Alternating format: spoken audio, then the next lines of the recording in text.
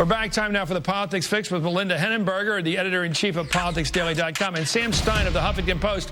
It's unusual tonight, but we're going to show you right now a Glenn Beck interview with Sarah Palin.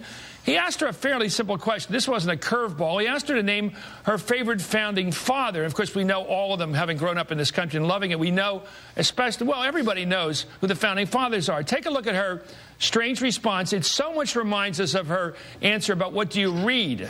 Let's listen. Who's your favorite founder? Well, all of them, because they came collectively together with so much diverse, Who's your favorite? so much diverse opinion and so much diversity in terms of belief, but collectively they came together to form this union. No. And they were led by, of course, George Washington. So he's got to rise to the top. Washington was the consummate statesman. He served, he returned power to the people. He didn't want to be a king. He returned power to the people. Then he went back to Mount Vernon. He went back to his farm.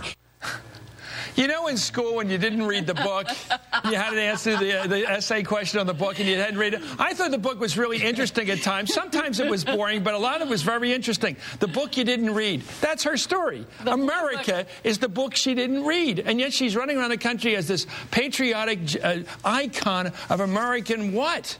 She doesn't know us. Dear friend. Well, how can you not say Ben Franklin? How can you not say Thomas Paine? Thomas Paine's a major hero of the teabaggers, and he should be a hero to all. She doesn't know the names of the founding fathers. I think she's picking, though, George Washington, because she's saying he's a lot like me, that farm boy who prefers she did make a good point, in all fairness. Yeah. I mean, she made a good point. I've always espoused the wonder of George Washington giving up the chance to be our first dictator and going back to, as George III once said when he was told that he once asked during the American Revolution, what will Washington do after the war's over? And the guy was painting him, and it was an expat who was painting him, and he said, well, I think he's going back to run his farm, his plantation. Yeah. And George III was smart enough to say, and this is chilling to hear him say this, then he'll be the greatest man in the world.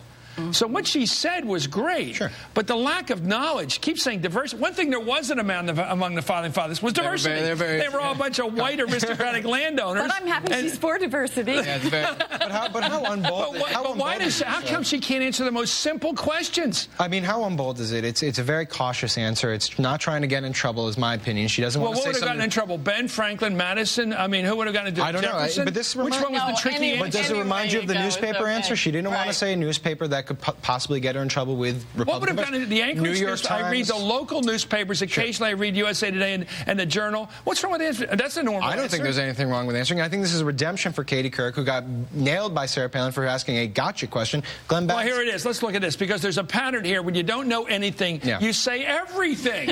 Here, you use that word, everything. I'm sorry. Let's go with that. Sarah Palin's greatest hits with Katie Couric. Let's listen.